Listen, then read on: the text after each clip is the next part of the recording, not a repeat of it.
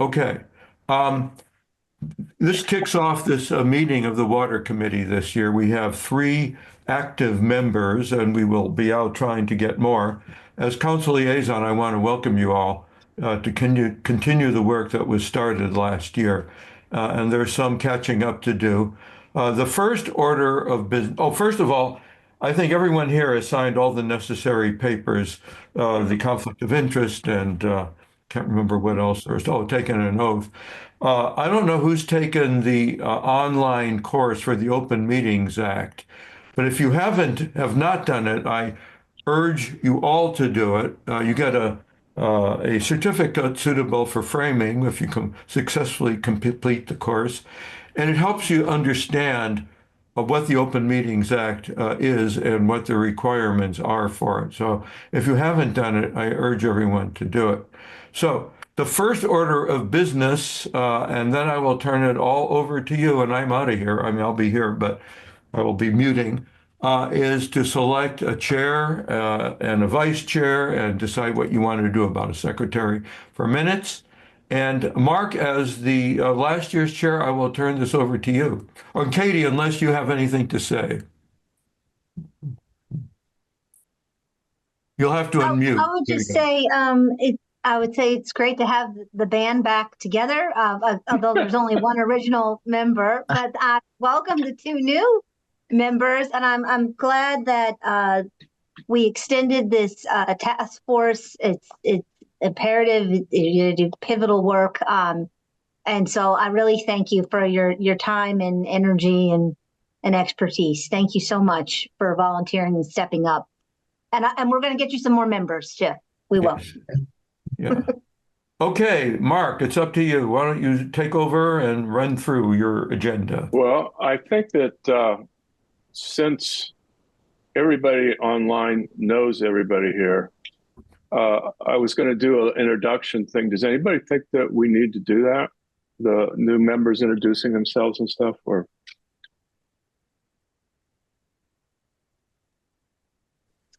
Elizabeth and I introduced one another earlier maybe just for today. purposes of the recording and Okay. people in on the recording. What do you think? Sure. That's a start. Yeah. So this is Mark Schaefer, and I was chair of the task force last year.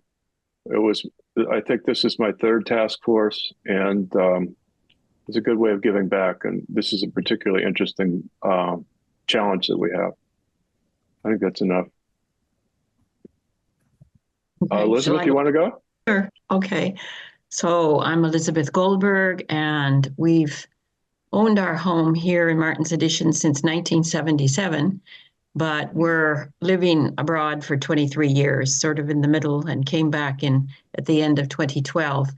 But I and now I'm also serving on the elections committee this year, as well as this task force.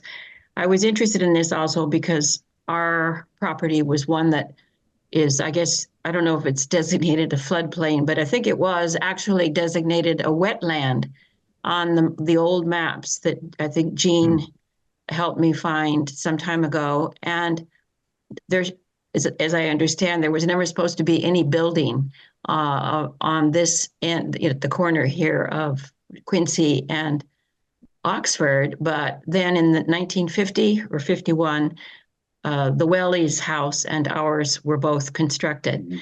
And then when I found that out, that it was, that it was a wetland, I started to understand some of the problems that we experienced, and with these extraordinary torrential rains and post-hurricane fallouts and all of this. So over the years, so we have, had to deal with that. And I did participate in the survey, and it's a topic that interests me, and I think it's very urgent, and it's maybe one of the more urgent issues in the community. And I hope that the level can be raised, and the community can be involved and get fired up on this, because slogging through the survey this afternoon, what I observed was there are lots of residents who've tried to solve bits of the problem on their own. And I think it might be a lot more successful if we put the heads together and come up with solutions that would have a broader impact for the community. Thank you, Elizabeth. I think that you're right on target. You're going to be perfect for this committee. But it's not just Martin's Addition, it's all of the villages surrounding us. There are, I think, 11 other villages that are trying to figure this out. Mhm. So hopefully we talked about some ideas last year about working collaboratively with them at some point. Mhm. Once we have our foundation set, which I think we do now. Thank you. Yasmina, would you please introduce yourself to Yeah, I'm the Yasmina record? Mudaris. For the record, I live on Shepherd Street. I've been living on Shepherd Street for more than 20 years now. We moved here when our kids were young, and very soon after arriving in the neighborhood, we became aware of some of the water issues affecting Martin's Additions because several of our neighbors got flooded. One neighbor in particular would get flooded pretty regularly. And was trying to devise all kinds of solutions to sort the issue out and trying to get the attention of the council. Then it was our turn in 2008. We actually had to completely remodel our basement because of a flood that was caused by a construction project next door. Just the land, the slant of the land being changed, the topography being changed. So I've been very aware of these water issues. I've been bugging the council for years. I apologize for being that squeaky wheel. Then I started bugging Mark when he joined this task force. And so, I followed the progress last year and felt interested in joining and seeing where I could contribute. I'm very interested in a holistic solution.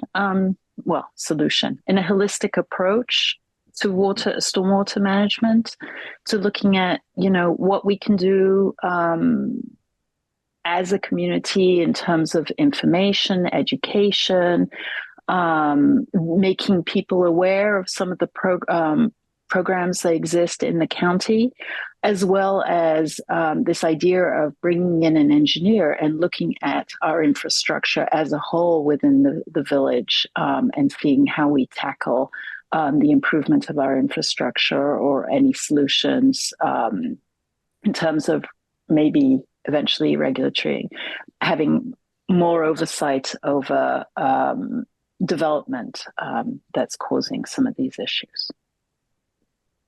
Well, I think we hit a home run with these two new members. I'm getting really excited. I think that you'll find that the last year's task force sort of came to the same place, which is we're going to be talking about action on 3 different levels. It's going to be the village, it's going to be the county or the utilities, and then it's going to be us as citizens and co-residents. So that's a great start we have here. All right, so we need officers. So I'd like to be president for 1 more year, at least, and I'm happy to turn it over after that. But one of the reasons is I'm loving this, but the other reason is that I'm the what's it called? I'm the memory of what went on for a year, and I've got to share that with the new members. I don't mean teach, but just share and explain. And so, for that reason, I'd like to be president, but it's up to you guys.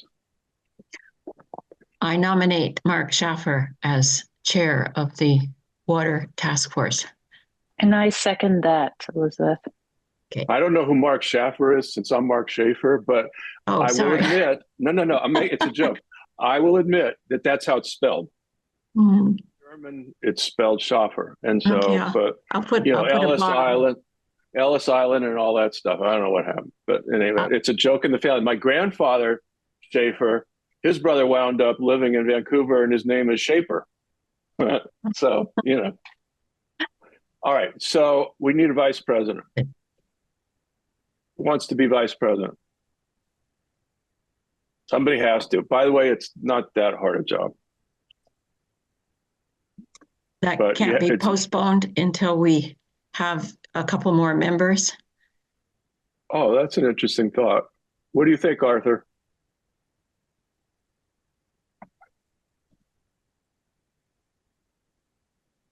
So Okay, so let's do it this. Okay, I couldn't find my mute button. Okay. Yeah, you should select somebody now because in case of your absence or need to do something, we need another person to take over. So, anyone want to volunteer, or I don't think it can be a I'll pick revolving somebody if you don't slot. volunteer. I'll tell you that right now.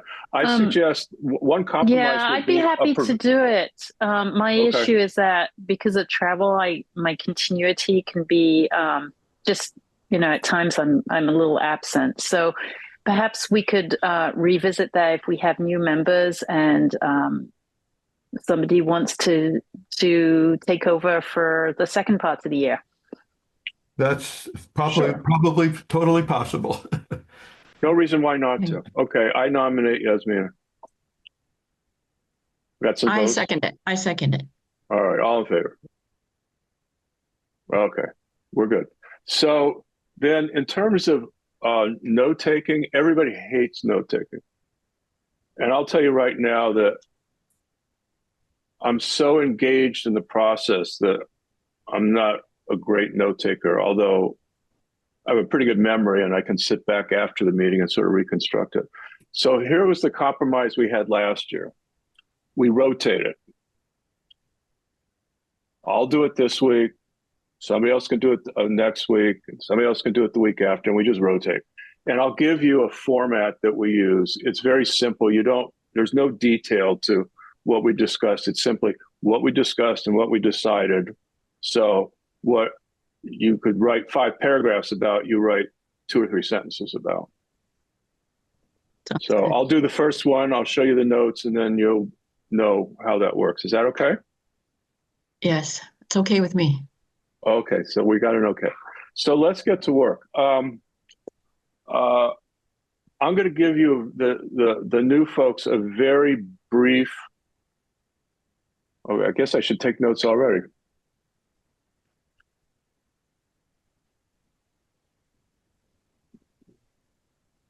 All right. A very brief summary of what we did last year. And of course, you're going to go back to all those documents and see what's behind the music. But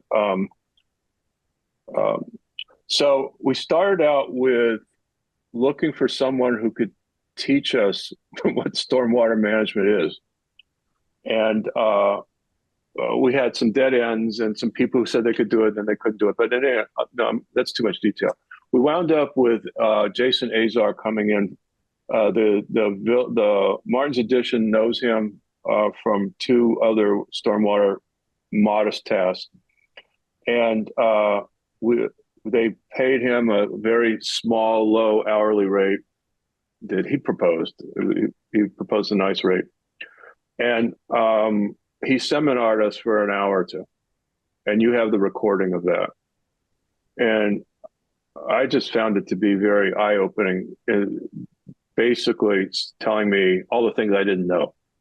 I didn't mean it was teaching me. I was going to have to find out about them. So then we went from there to starting data collection from Martin's Editions and the villages.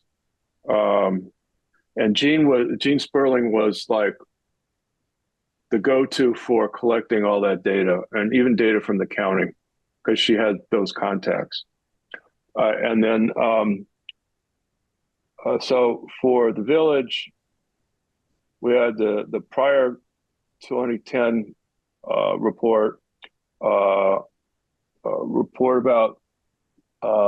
problems.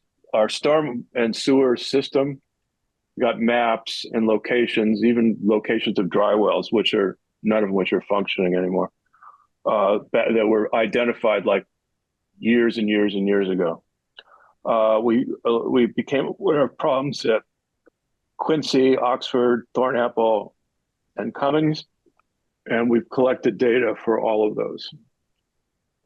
We received some complaints. We've talked about people, but we really haven't pursued those that much because at first we didn't know how to pursue them. And then we got distracted with other things. So we're going to have to catch up on that. We didn't do a great job of that. And we did know about the floodplain. Somebody wrote us about it. We learned a lot about it, which we can discuss at a later time. But essentially, the floodplain is actually very tiny. The portion of Martin's additions that's in the floodplain, what we were shown, is very tiny, like a piece of Paul Weller's garage or something. That may or may not be accurate. We're going to double check things, and I'm never going to tell you something is definite or certain. I'm going to tell you so far we believe, and then be open to things. What we so that's, and then what we did was we tried to get some money for the engineer because it became very clear that we needed an engineer. So Philip found a DNR, Maryland DNR grant program. We applied. We wrote what I thought was a great proposal, and it was based upon the one Chevy Chase View had used in terms of format structure. But we added a ton of stuff more, but we still lost. And the explanation was you didn't put in enough information about how you were going to work with Montgomery County. Apparently 2 paragraphs was not enough information, but whatever. But then the real truth came out, which is they were underfunded and they didn't know if they were going to award any grants. So we went back to the county and I'm back to the village and spent a lot of time talking with Jeff Blander and Arthur, and they came to the position that it made sense for the village to fund this to a reasonable amount, and asked for a proposal.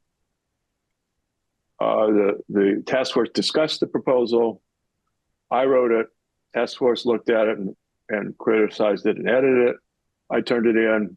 Arthur doubly criticized it, which I love about Arthur because he makes my writing so much better. And we finally put one together that worked for Arthur and Michael. We went to a meeting with them, and I think Gene and I went to a meeting with them. And Jeff Blander, and we talked through the whole thing, and the proposal was finalized, and my understanding is it's been approved in concept, which is enough for now. After that, we needed an RFP for the engineer. So same process. I got my hands on the Martin's Edition sort of format, talked it over with people, came to some agreement about some of the things that should be in there, and then I drafted it, and then that's spun around the committee for comments and criticisms, and also I always run things like that by Arthur too. And we wound up with an RFP that I thought was, well, which was too long and too granular, just too long, and also not really well written. And so we rewrote it, turned it in. Then Michael did his magic of turning it into an official VMA document, or the way VMA wants it to read. And it was issued. And as far as I know, we have 3 responses. I don't know who responded. I have an idea about one, but we have three responses. And my view is that the most important thing we do here today, and you can disagree, is to get the process of, oh, I'm sorry, I skipped a step. Michael asked us to review and rate the 3 proposals. So, and as you're going to learn, everything we do is advisory, which gets annoying sometimes, but that's just the seat we're sitting in. And so what he wants us to do, and what I guess it was approved upstairs, is that we will rate these things, explain our recommendation, explain our reasons, give it to Michael and the council will make a decision following their process. I believe that Michael is probably authorized to issue the contract himself, but I would be surprised if other members of the council didn't want to have involvement in that. So we'll see, but that's up to them. So that's the thing I want to do. I think we should do first. And then we can talk about other things. Now, as Elizabeth and Yasmin and I, we've been talking a little bit about what's ahead of us and what will make us comfortable doing what's ahead of us and how to go about it. I think that for purposes of today's meeting, we should simply decide a time frame for us to get our recommendations back, which will mean we'll have to make them at another public meeting because that's the way this system works. I wanted to rush it. Now I'm sort of not thinking that way. I think we should give ourselves like 30 days. I think that we don't need today to talk about the criteria that we're going to use because they're all in the RFP. It says, these are the things that the contractor will do. These are the things the contractor has to include in their application. Now, I don't know what experience you all have with government contracts, but basically the way they're scored is, did they respond to each of the requirements? That's the second half of the way the RFP is written. Then the second thing is how well did they respond? Who responded better? And that will be guided, I think, by the discussion before the requirements, which sort of describes the work. But one of the requirements is really, one of the RFP deliverables is really good. They have, the application requirement is really good. It basically asks, what are we going to have to do this report? And what do you need to do? And how is it generally done? And what experience have you had doing it? That should be a very helpful answer for us evaluating this. But what I propose is that we get on the phone together in the next few days and talk it through and come to an agreement. I mean, the way government contracts are usually done is, did they hit the requirements? How well did they do it? Did they give value added? Did they do something that's like even more than we expected, but it sounds right? And price. Unfortunately, I don't think we consider price. That was taken out of the RFP, so that's going to be a negotiation. So we'll make our recommendation. We'll talk in the next few days, whatever is convenient for you ladies. We'll rank these things, these proposals, with some kind of scoring system, like 5 is the best and 1 is the worst, or 0 is nothing. They didn't do it. And you can do a point system that way if you want, or you can come up with something else. I'm not being, dictatorial here. And then we agree as to which of the was the best proposal, and then rank the other 2 behind it, and explain our answer, why, our reasons. We hand it over to Michael, and then we nag Michael and the council to get it done. So, is that okay to follow that process? I have a question on that. Please. If we're talking about a summary rating for the whole thing, or subdividing by submittal requirements and then averaging out or totaling the result, you know what I'm saying? Rather than I know exactly what you're saying. Yeah. Mm-hmm. I think if there's a value to splitting it down a little bit. I think that I'm perfectly comfortable, Yasmin, I'd like to hear what you have to say, with both. In other words, here's what we rated for these different things as a group. So we're going to average our or we can either average our different scores for each thing, or we can come up with another method of coming up with one rating for each thing, because I don't think we want to send 3 ratings up. And it's just going to confuse everybody. And then a sum total, which is basically going to be points plus. In other words, who got the most points? Anybody who missed one of the requirements is out. Okay, but who got the most points? And then any added information that we think is important for Michael and the council to consider. In other words, our reasoning. So that would mean, in my mind, be a 2 or 3 or 4 paragraph narrative. Yeah, I have one other concern is the fact that the budget, the people the proposers are not asked to submit a budget. Is that it? They're not submitting a budget figure because it does. I don't know. Okay, because the only reason I ask is because at the end of the scope of work, it says the negotiated contract shall break down the contract total NTE price and budgeted NTE deliverable prices. So it sounds like they may submit a ballpark, a global figure. Oh, good point. I'm sorry. I forgot that and I missed it. NTE was my idea. And I forgot about it. NTE means not to exceed, right? So that's a cap. And they're going to tell us what their cap is, their NTE. Okay. All right. And you're absolutely right. Then that should be considered. Then we will be considering that as the 4th factor. Okay. Yeah.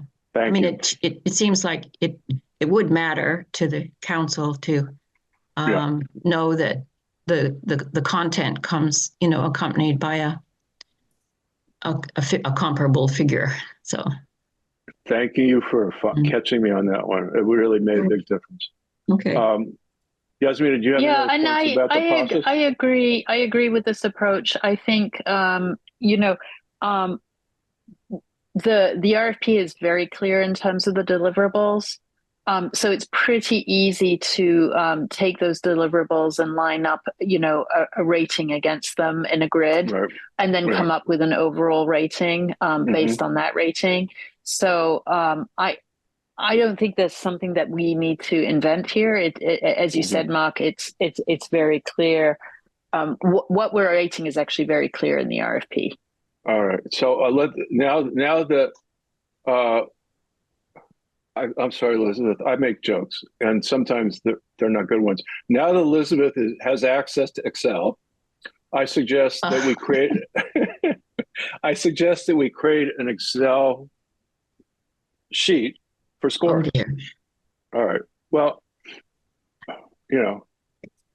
I just so that all the criteria are there and all the factors are there, and they're just listed.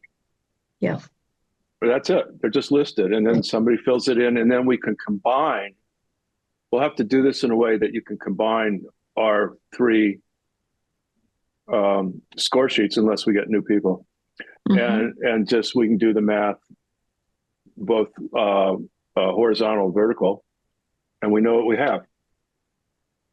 And then we also have to figure a way to put in comments that that something is special or something is especially poor, and things that we really like. So, okay, the 3 of us should just get on the phone and maybe put up a blank spreadsheet in front of us and just talk it through. And by the way, if at the end of this, we're sort of sitting there in the meeting and we're talking about scoring and all that stuff, and somebody says, I think we did it wrong, or I think we missed a point or something like that, that's fine. We'll just fix it. All right. But if we like it, then we go forward. All right. So that's what we're going to do. Do we all agree? I agree on that. I have one other question. Please. About that is the quality of the proposer, or the capacity, their capacity to perform the work. So because this is a very technical, scientific technical project we're talking about here, and you've got several expertise areas, including hydrology, civil engineering, stormwater management, gray and green Structure. Yeah. Is there any, in your group before, had you discussed any of those expertises? Which would be more desirable if you had to choose between the three people? I mean, is there any one of those that would be more relevant or useful or important, or should that not be a factor in our? Actually, let me just remember, there's a lot of overlap. You do need the engineering skills, and you do need to understand water, so that's hydrology, right? Mhm. And then you do need to understanding civil engineering and how water is controlled and managed. It seems to me that those two are the big ones. But you're more than welcome to do a little research and share with us a different viewpoint. This is a collaborative process. All right. That's fine. But that's about as far as we got. Yeah. Okay. Okay. All right. So should we, we can, do you want to like pick dates now, or do you want to go offline and have a phone call tomorrow? I don't care. But I'm thinking 30 days if everybody agrees to that, to get this done, even though that's Thanksgiving and I'll be with my family, but I don't care. We'll get this done. 30 days so that would be in time, the results of that to produce, to give to the council for their, which meeting, their December meeting or their? Well, it'll just, do they even do a December meeting?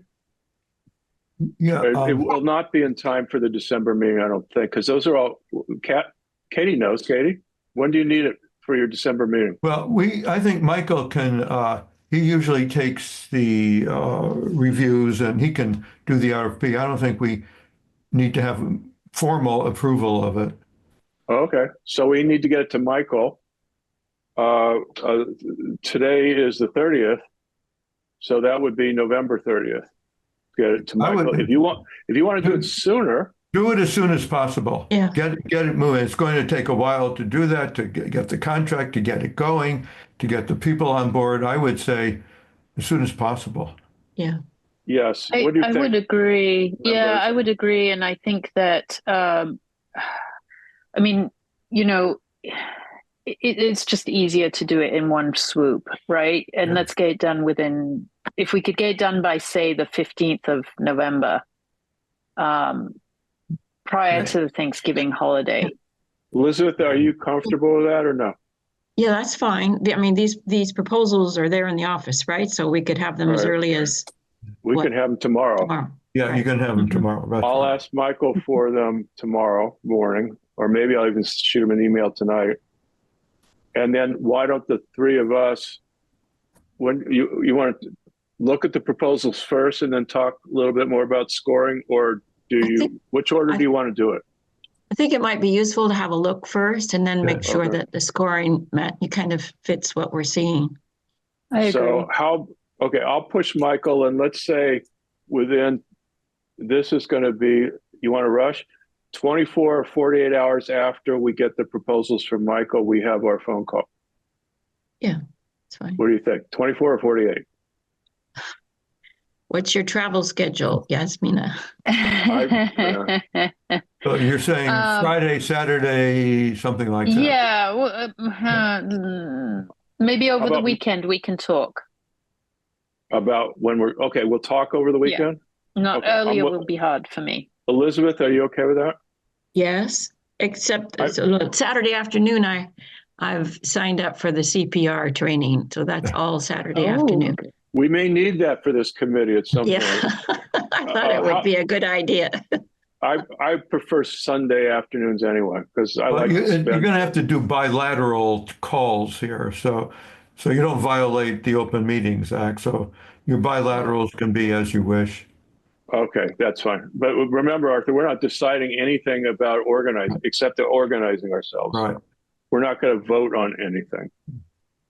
So I don't think it's a decision. I think it's administrative. But anyways, I know you keep an eye on me for that stuff. That's fine. Yes.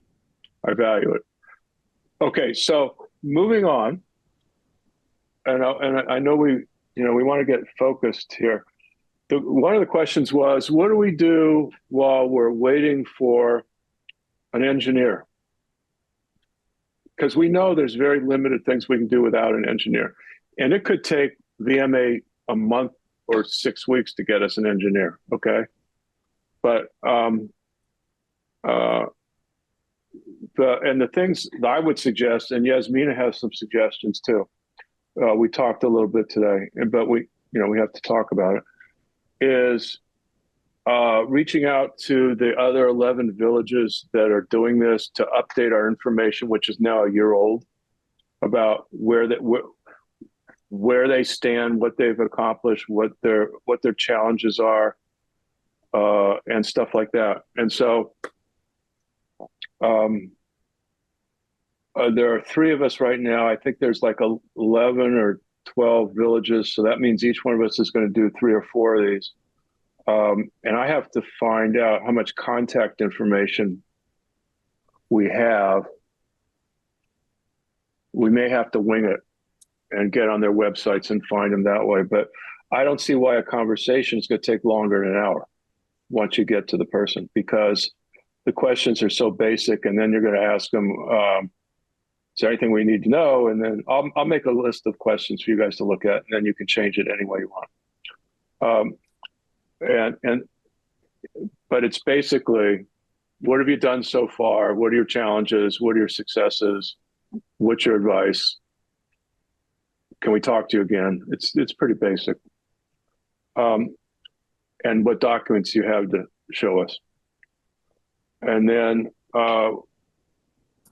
the survey, Yasmina reworked the survey today on Excel and made it beautiful and more accessible. I just made it more readable. But I think whenever we do a survey like that, we do owe it to residents to share the results of those Absolutely. of what the data that we've collected. But I think it's part of a bigger issue, which is, you identified this very clearly in the last meeting at the end of the fiscal year, Mark, is the need to collaborate within the village and the need to communicate with residents. Right. So back to that priority, I think it's really important for this committee to discuss how it regularly reports back to the village on the progress of our task force meetings. We should let people know that we have received 3 RFPs, that we're considering them, and that information might be shared outside of council meetings, perhaps in the newsletter. Because there are many residents who don't come to council meetings, as we know. And I also think we need to look at opportunities to educate and help residents access resources that we have readily available to us. I found out accidentally that the county had just opened, I think last week, the county portal to apply for the Rainscapes program, through which residents might be able to get a grant for any improvement to drainage in their gardens, or changing the non-permeable surface in their driveway. I think it would be really nice if we could send that information out in a communication, and really it's just a link, so it's not a heavy link, it's not a heavy lift, and that I would just float that to Katie, Andrew, and Arthur to see if that is something that could be that we could ask Michael to do. Okay, let's slow down. You combine 2 things. We'll discuss them both. Access, I agree with you. I think that I don't think we need to tell them everything we're doing all the time. That'll be a full-time job. But I think when we establish something or achieve something or complete something, that's when we tell them. So if once we have repackaged the survey, we tell them. and we make it available. Once we have spoken to all the villages and we summarized what we learned from them in 5 sentences for each village or whatever, we could share that. We can also post this. We can make an accessible website to post it. Right now, our website is private, but I'm sure that we could work with Michael to create an access folder that anybody could get to. Yeah, I mean, I think it would be great to post resources on the VMA website, such as other committees do. Right. But what I was seeing in looking at the survey, and I didn't take a deep dive yet, because I just received that survey yesterday, I think, is people are really happy that there is a stormwater task force. The participation in that survey was pretty remarkable. I think over 90 people participated total. And when I looked at where people were located, we had somebody respond from every street in Martin's Additions, and most of the time multiple people. So really this is, and the comments also reflected how grateful people were that this task force had been created. So I think there's a lot of interest. Stormwater affects people deeply. It's something personal. It affects, people's largest investment, right? Or one of their largest investments. It affects their day-to-day life, the quality of life, and it creates anxiety, and also some frustration when people feel that they're alone, that they're victims of big changes happening around them, whether it's the weather or construction, things that they don't have control over. So I think it's really important that we do that we keep people appraised of our progress and involve them down the road. And I think the last task force was very clear that was something they were proposing to do. So we started by keeping it close to the vest, because we didn't really want to say anything before we knew what we were doing. And so we gave ourselves a good several months of self-education before we went public. I don't think we went public till May. So the other reason why I really feel strongly about what you're suggesting about keeping the village apprised, it's to understand it's a two-edged sword, okay? But what we have picked up from some of the villages last year was their most difficult problems were this: getting the residents to agree to spend money on certain kinds of fixes that were more, what they call it, gray infrastructure, or it's construction. And then getting residents to agree to programs that required mutual collaboration between residents. That they had a lot of trouble. In fact, one of them, I can't remember which one, deadlocked over that. And I don't know how they, I think it was Somerset, and I don't know how they resolved it, but we're going to find out. So, no surprise that those issues came up.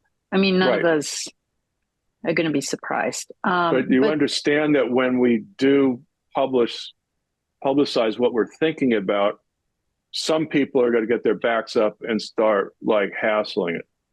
That's human nature before we even get out of the box.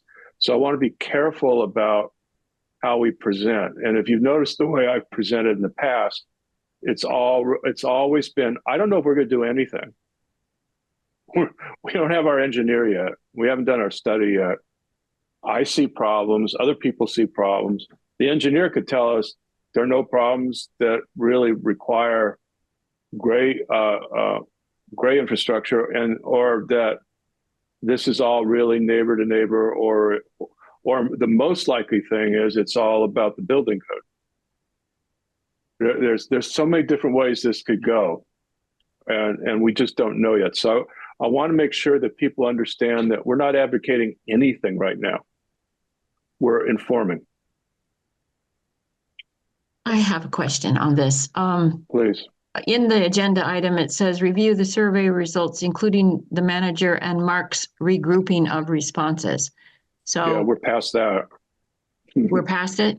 Oh, Is- no, Michael's working on that, but now Michael's I mean, gonna we're have to talking look- about, but we're talking about the survey right now and how it Uh-huh. might be disseminated or used. And Uh-huh. so it also is related to the proposals that we're going to review, because Yeah. not, if I'm not mistaken, that the proposer is going to lean heavily on the survey results. And that's one of the inputs to coming up with the report, is the survey that's already been done by VMA.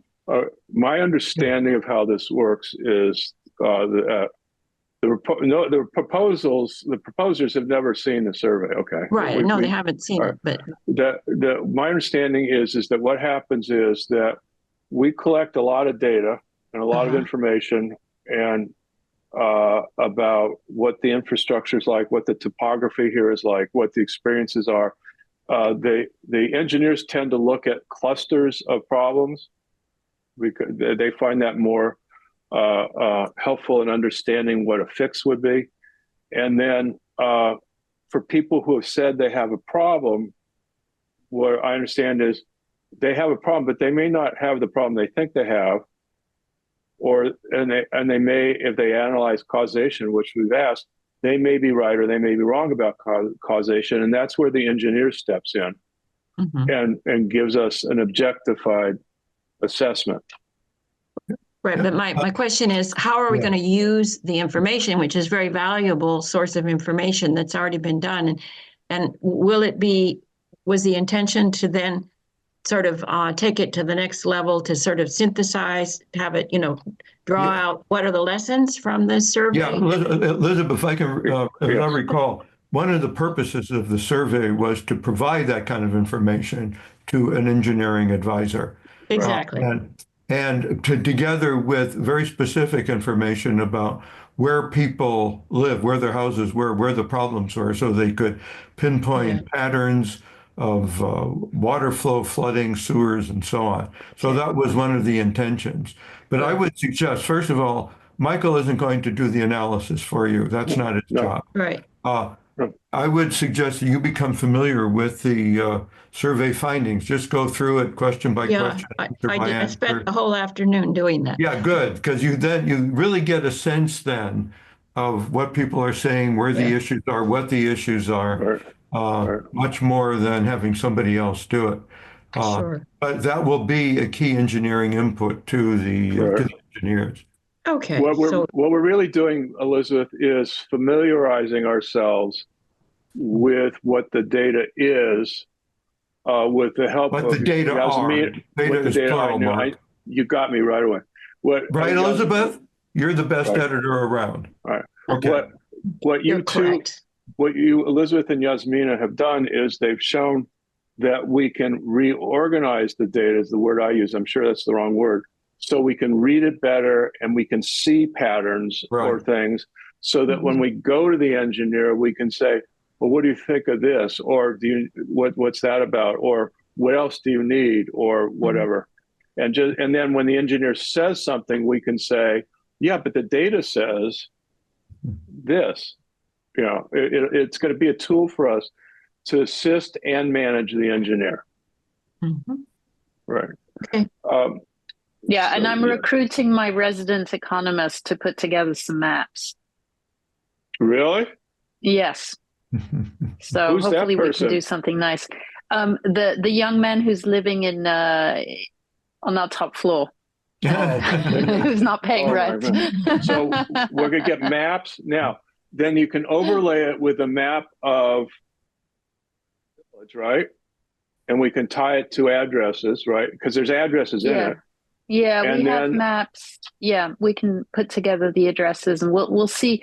We have to look at the data and really see what we want to pull out of it, because I think there are different ways of reading it and presenting it. I agree. Yeah. So we're going to have a couple of conversations amongst the three of us about what are you seeing there? What are you seeing there? We're going to just like massage. We're going to mentally massage it, and then I think, in my mind, the vision I had is one map, and it may be overlays, and you have to do something like that. But it's the topography, the residences and streets, the sewer system that exists that we know about. We have maps of all that, and anything else you all can think of. And then the identifications would be color coded or something for different kinds of problems. You know, some kind of a key. Mhm. That's what's in my head, but you know, you can make it better, I'm sure. Yeah, there are certainly, what jumps out at you is that there are repeating issues. So, I mean, it's easy to take all of that and kind of cluster them. And, you know, when you're looking at causes, and you come back to 4 or 5 or 6 things over and over again that same residents are reporting. That's what I was starting to pick up, you know, making notes on it. So I think that will be a valuable and important exercise for us to also exchange ideas on that sometime. I don't know when that. Yeah, that's right, Elizabeth. There are experiences that were repeated in the survey. One thing I've noticed is that we're also, I think, going to see new experiences. And I think this committee needs to be open to that as we, you know, and folks on Shepherd and Cummings saw that in the last year with 2 very, very large development projects. For example, this whole trend of putting in retaining walls and increasing the land disturbance, affecting neighboring trees. And I was really surprised yesterday because I sat in on the call regarding the project next to you, Elizabeth, on Oxford Street, to see that there seems to be a similar plan in place and common challenges. So one thing I would be very interested in as a resident is hearing from our village engineer on some of these trends. In the past year, you know, what are we seeing in terms of new construction? What are we looking at across the village? And I'd also be interested in really understanding our permitting process within the village and what data gets collected when somebody has to apply for a permit for Martin's Additions. Because I think, you know, we've seen we always get the architectural maps, but it's been a long time. Back in the day, we used to get a copy of the permit request, but it's been a long time since I've seen that. And I think it's such an important opportunity for us as a community, as we think forward towards what improvements we want to make to our community. This isn't about regulating, but it's an opportunity for data collection. Right? For us to understand how many trees are we losing, what species, what size, how a neighboring, where is the water, what are the stormwater solutions being put in place? You know, what is their capacity? And how are neighboring properties being affected? For example, I'm just going to use the Cummings property as an example, where the proposal was to drain all of that water into a property on Shepherd Street. And I think we really need to collect that information. So I would definitely be interested in hearing from our village engineer, as well as the council members on any, and Michael, obviously, who's at the center of all of this, on any ways in which we could collect this information and utilize it for our endeavors. Yasmin, I have to say that after you've made these similar suggestions in the past, I've gone to county websites to see whether this kind of information was available. And it is in a way, but it's cumbersome. You have to find the property, and then there are permit numbers, and the nomenclature that they use is a little mysterious to me. And so I requested data, the plans, the permits and everything, and a person actually is assigned to collect it.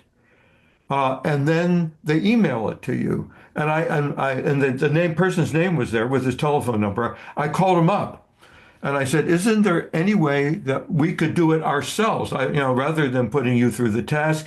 He says, no, the stuff is kind of scanned in these files. They're not publicly available. And he has to, this is a task he does. I said, suppose we wanted to find, specific kinds of documents of the kind that you would like to look at. Under what category are those? He said, oh, that can vary. It can be under the building plan. It could be under the water retention plan. It could be under various other plans. So we don't even know what category to look in when we go look for those. And I was suggesting to Michael, in fact, he's starting to do it, for every construction project that we have a set of these drawings and permits and everything available that we can click on. But it's not an easy process. It's not user-friendly in any kind of way. But you might try. Go ahead. No, but I mean, I think you raise a really important point. The information is, put in all these different formats, and it's not user-friendly. And we've gone from paper pre-COVID to now electronic files. And not all those developers make all of the files available. But I think one of the things the task force could help with is coming up with some very specific questions that we would like to ask of developers whenever they apply for a permit in Martin's Additions. And that's not to say that we are creating any restrictions. We're just asking questions. Okay, is this for informational purposes, not regulatory purposes? Right. For now. Yeah, I was going to say, unless it becomes relevant. We don't know yet. For example, the property that was discussed last night, the new house that's going across in the old Kelly, where the Kelly residence was there on Oxford Street. In that drawing that the builder has supplied, there are 5 trees on the back of the property that abut against the house that's on Western Avenue just behind that are all going to be removed. And that's right on the property line in the back. I expect that's going to probably, result in, I'm going to see if I can see what size those trees are because they're hard to see from Oxford Street. But I expect that they are, full mature ones. So that'll probably have some kind of an effect, as well as the one that was right on the property line with the house on Primrose and Oxford. They're right on, Quincy and Oxford on the corner. So Arthur, I think I just wanted to say that in a way, in order to be prepared for any future modifications, you need to have the facts in place on what's already happened to date. So that could be something that could be looked at, would be those plans for constructions that have happened over the past couple of years in the village, to see what's the impact on the tree cover in VMA, how many trees have gone down. Right. And then have some kind of ecologists come up with what does that do to your soil? Right. I think the problem is that kind of information, even though, as you noted, those trees were listed, we don't always know how big they were. They're usually always cut down. When we had a tree committee about 12 years ago that I was chair of, and this subject kept coming up all the time. And a number of our communities around us have a requirement to have a permit to cut down a tree of a certain size. And we looked carefully, we talked to the people, we got data. Turned out they really save very few trees. Because there was a review process, there was an exception process. If you told a builder you can't cut down the tree, they could ask for a review.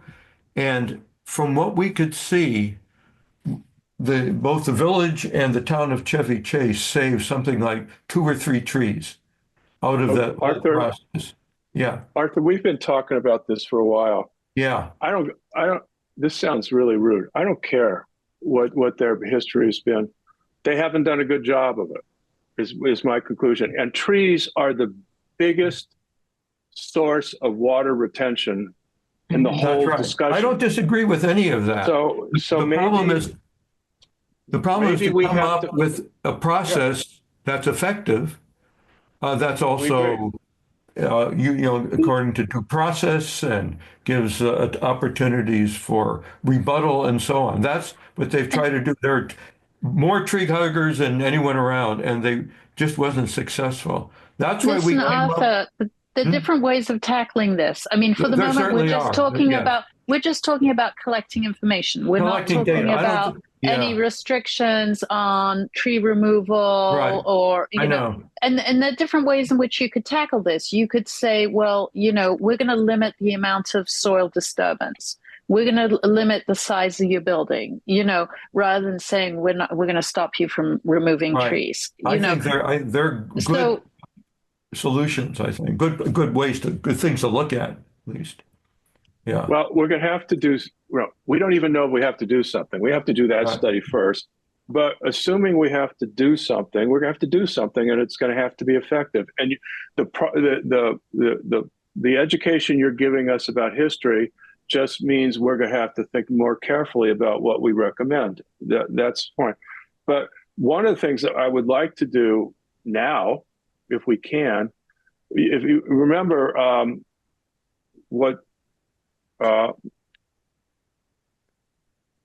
when we asked, when Azar was like giving seminars and stuff, and we asked him, what does he need? He said one of the most important things he needs is copies of all of the permits files for a period of 2 to 5 years to see how things are being done, what's being controlled, what's not being controlled, what's being missed, what discussions did the builders make with regards to stormwater water discharge flow, which we know there's a county regulation that prohibits increasing it, which is not being enforced by the county proudly. They brag about it. We're probably going to get to that point. So it would be very important now to collect that data. And one of the things we want to do is get that permit history. And I've been told it's a difficult process of just getting the Martin's Addition permit history, but we need some cooperation from someone so that we can do it. And we'll figure out. Let me say, I have a how to do it. suggestion for you. Yeah. Hire a research assistant because it's tedious, detailed work. All right. Who's paying for the research assistant? Yeah. We've had that for the election committee, had an assistant to help put together the voter roll. That same person is actually helping us put together our village directory right now. But you need somebody to be able to go into the county records, to request them, to compile them. It's going to be a tedious, involved process. Okay, that's fine. So do we think you guys will agree to letting us? Are we going to agree to that, Katie? I'll agree. We're already agreed to pay for the consultant. Yeah, I mean, we agreed to the other contractor, sure. I mean, if it helps the overall all right. goal, thank you. Thank you. I think that there's two different research projects. One is the county permitting file, and the other is the VMA permitting file. Well, but we use county documents. We don't have our own. Everything we have your own folder. Those folders we hold for a year and they disappear. We have no historical folders. I'm not sure a year, but it's not a lot. Aren't they electronic? Do we have a piece? Is there a form that that a resident would need to fill out with their application for a village permit? That's a one-pager. Could we get a copy of that form? Yeah, it's available. I think it used to be available on the website. I'm not sure if it still is, but it doesn't. It doesn't have the information that you want. It's the county has it all. Okay, and then so we're going to go ahead and collect this information, which we're going to wind up looking at ourselves to educate ourselves and giving it to the engineer. And so that's a great thing. Can I make a suggestion about whether you and Katie can talk to the council about this whole idea of giving a notice of information about a permit on Monday and having the hearing for the information on Tuesday and granting the permit on Wednesday doesn't allow the community to do anything. And we talked about this last time for the Cummins project. I have to tell you, I couldn't even read that tiny map that we received in the time period that was allowed. I couldn't tell what was going on in that thing. You need to be able to expand that map, need to be able to read it. Some of the measurements that I would have expected to be there weren't even there. And so if we could just slow this process down by like 10 days, give us notice 10 days before the hearing, let us talk about it. And a lot of times there'll be nothing to say. And then give us 2 or 3 days to write notes to you all before you issue your permit. And I don't mean creating this whole thing, but just to get the comments in the file for you guys to think about. And the other problem is this: who really grants the permit for the village? Who grants Who says, okay, we're going to grant this permit? the manager is the final person. Right. So we need to, I'd like to, with your permission, and I don't want to increase anybody's work, just if you support this, giving the community more time to respond to these things, and then the manager takes written comments from the community or whatever that process would be. Would that be an acceptable thing? That I don't think it's that burdensome for Michael, except that he'd have to read the comments and then decide what he's going to do.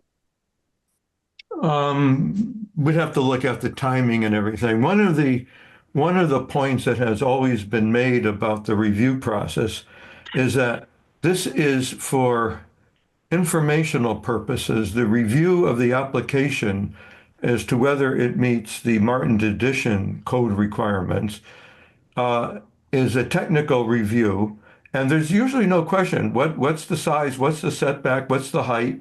I agree. And that's it. So probably I'm thinking that many of the things that you would want to look at with respect to water, the village has nothing to do with.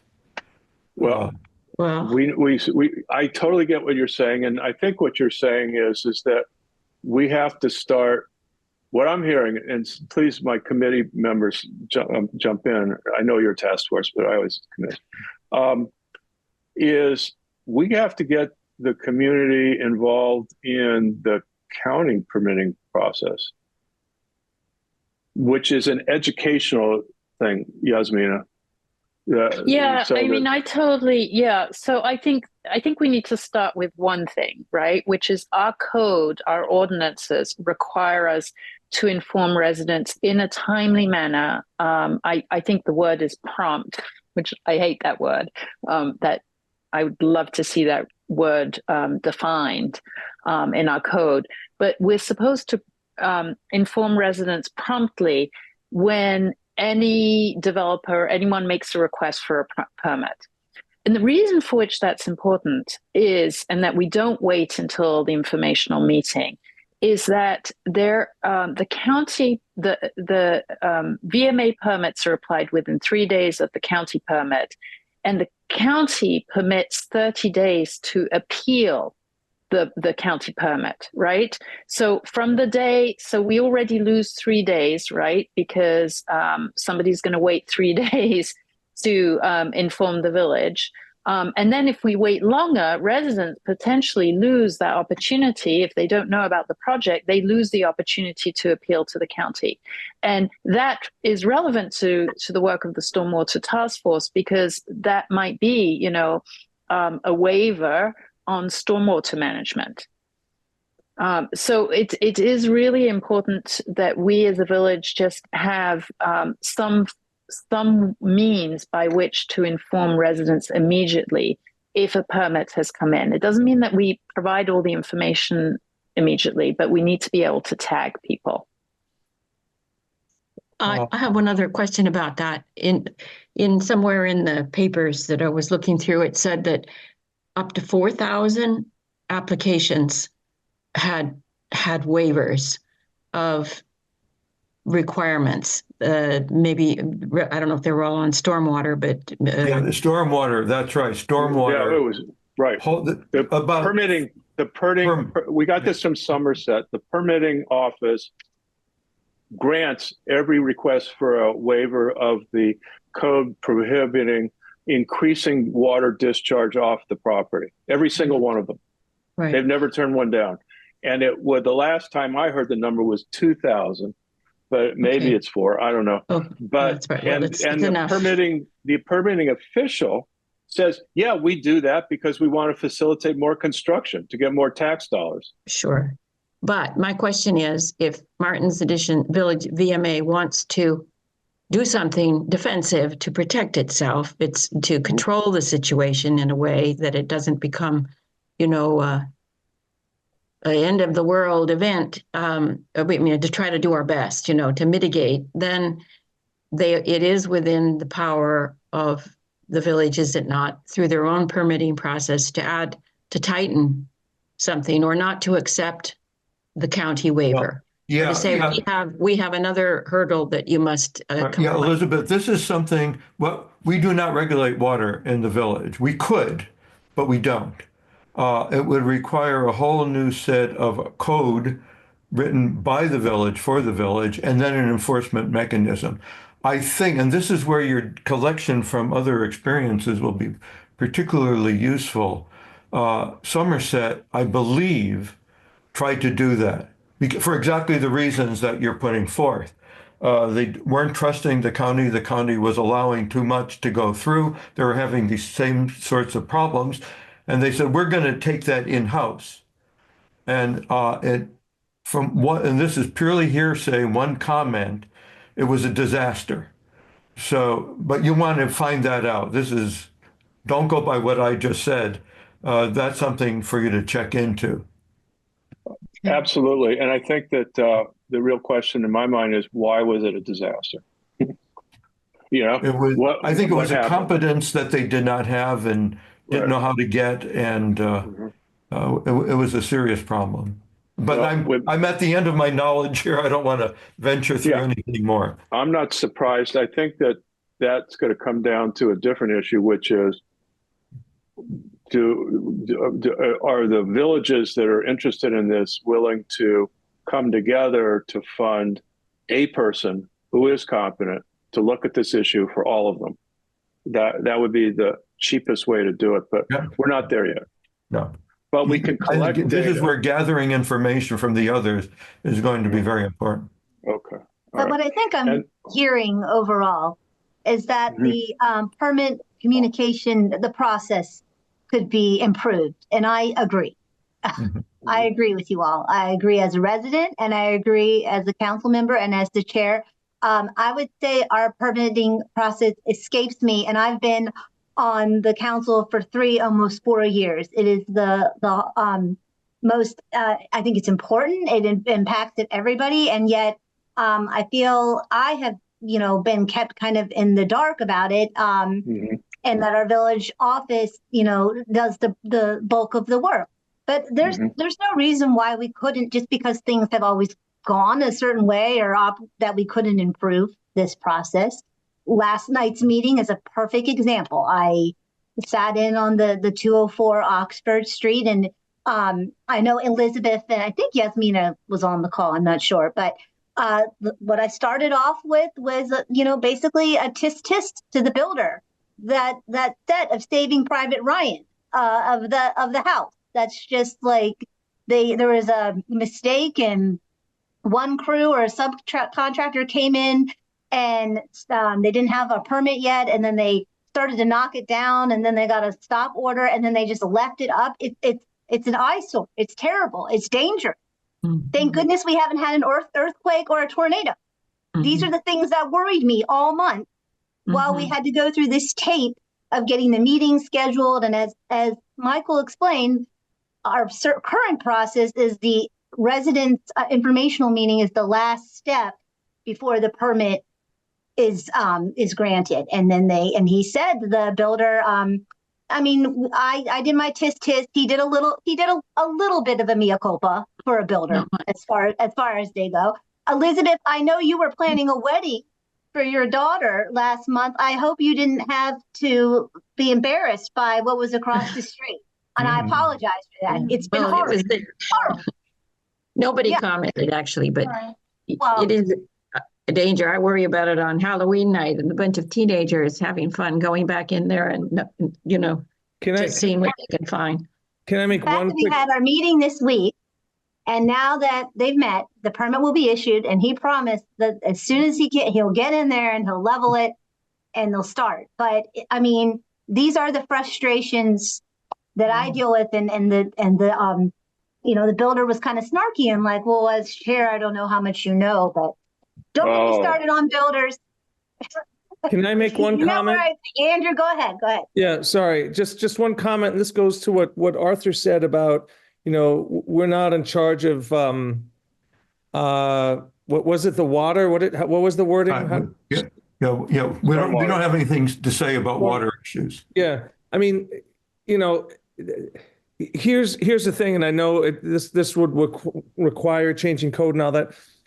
No one knows the VMA better than the VMA Council and its residents.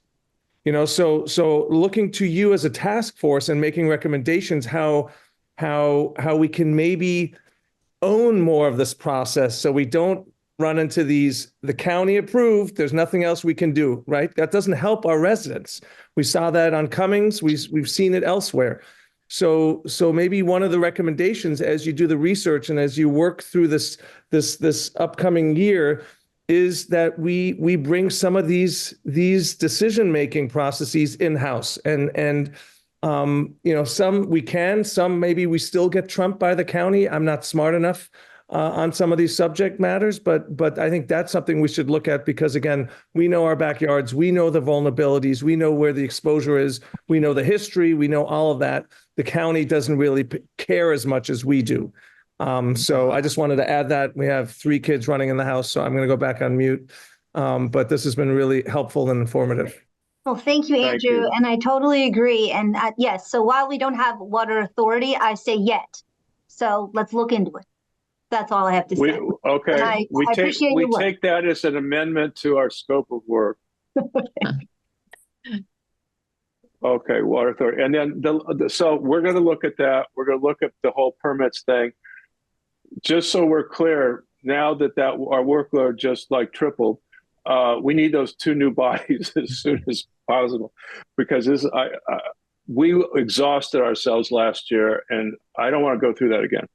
It was just too hard on us. We're proud of our product, but people. Okay, so but one more thing. Let me see. Do we have a formal request to put before the council, a request for a research assistant to compile the various permitting? And you don't want the electrical work, you don't want the piping and that. It's everything having to do with surface water and such. I think that, yes, we want that request. We understand that we can narrow the request, but I think for the moment, given what we don't know, we'll look at everything there is, and then we'll pick and choose. Right, and then you'll know what better, how to refine it. Okay. And we'll agree as a group as to that. Now, the other thing is Yasmina proposes starting to inform people about county resources and other resources. Do you have any problem with us having a column in the Martin's Edition weekly or biweekly thing in which we can feed that information in? We're not advocating. We're simply saying, here's a resource, here's a resource, here's a resource, here's a resource. Or can we also publish? So is that okay? It sounds reasonable. Okay. So we're going to do that. We'll figure out who's going to do that or how we're going to share that work. And then the next thing is, if we discover, since we're going to be sharing our work, if we discover very sophisticated, but hopefully simplified analysis of all these stormwater issues, we're going to want to get those out too, just so people can read them for themselves. So, what are you saying? You want to disseminate discussions of stormwater management that we think are helpful and not biased. give it a try. Find one and let's run it by, see how Good- what it looks like. Good point. When you Good say point. discussion, do you mean like a future meeting or like a forum? Or an article. An Or an article. I think we're in going the to start engineering with journal. Okay. articles, Mhm. but I think that, as Yasmina pointed out, we're probably going to do some informational meetings. Yeah. But we'll give people more than one day's notice. Well, hold on. Isn't that the whole purpose of the RFP here? I mean, that's one of Yep. the deliverables Yep. is the public information component. And so we would expect to have, more than one, hopefully, of those informational meetings that would be prepared by Right. the proposer. Yeah. Absolutely. Okay. Absolutely. And we'll just sort of use our best judgment as to when we've either buttoned something up so we can do it clearly, or something is real, Right. or we just want Right. to catch people up. But we should expect to have a public meeting every 2 or 3 months, certainly. Maybe sooner. I don't know. Yeah, We'll see Mark, how it I would goes. say monthly. Oh, okay. This First is, of all, we got to do some work to start showing them stuff. But yes, I'm if flexible. you start about doing that. it every 2 months, you fall way behind. That sounds like a product management rule. I hear you. Okay. I hear you. All right. Does anybody have anything else we missed? I have a purely administrative question, which is I think it would be helpful for us, a small committee, to put together a calendar of meetings, and it speaks to Arthur's point about having monthly meetings. So maybe that's something that we could do offline and just share. I noticed in looking at the folder that you guys shared your availability last year. It'd be great to do something similar this year so we can put things on the calendar ahead of time. Don't I have the best committee in the world? You guys are amazing with your ideas. So sure, let's do it at our next phone call or something. I have another administrative matter that relates to the Open Meetings Act, I think. And that is, first it's a question. Is the meeting tonight open to Martin's Additions? Yes, this has been open. Anybody? Anyone could have Right. joined, and the whole world can join. Right. Okay. So I was going to just propose as something that the election committee has done, and I think it's a good idea, that the agenda item 7, take resident comments and suggestions, be done at least twice. One at the beginning of the meeting, in case people want to say what they want to say, and then, sign off, rather than having to wait through the whole meeting. As well as the last one. And even I would propose one other thing is, if a decision is going to be made on anything, that there be an opportunity to hear any resident comment before the vote is taken. I don't know what you I don't have any think. problem with that. I don't have a problem with any of those things. Yasmina? Okay. No, I don't. And Okay. especially if we can do this with good time management. I Well, think that's the hard part. always the challenge, hard right? That's why I think we're going to have to narrowly focus each meeting. Right. Today was like meet, greet, and what's the whole year going to look like kind of a thing. Okay. But from now on, we'll as a group, try to keep everything really tight to one or two things. I just think it sends a very good message that, going back to Yasmina's comment of that we're open to keeping the community informed, and if anybody has any questions, they're welcome to share them with us. That's right.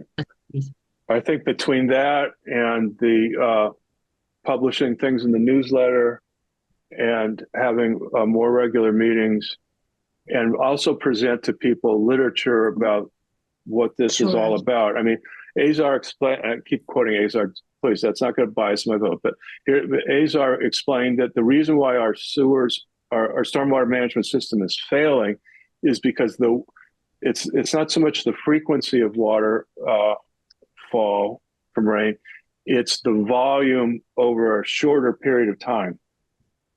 Rain now comes, according to him, and we'll get the data, rain now comes faster and heavier. All right. And therefore the systems can't handle it. So what that's going to mean to changing our sewage pipes, I have a slice idea. We'll cross that bridge when we get there. And then we'll have to talk somebody to doing it. Okay. What else? The Yankees are ahead 4-0 at the top of the third. What else? You know, I'm from LA, right? Did they catch any more foul balls in the stands? No. So you know what the discipline for those two guys was? They can't come to the game. Ever. It was a nice Again. game. They were high-fived on their way out by the. Of course. You know, we live in an era of values questions. So, are we done? Motion for adjournment? I Somebody? move. Somebody second? I second it. All in favor? Uh, Good night, Wow. everybody. Thank you for Good night. coming. Go watch the game. Thank you. Good night. Good night. Good Thank night. you, everyone. Bye-bye.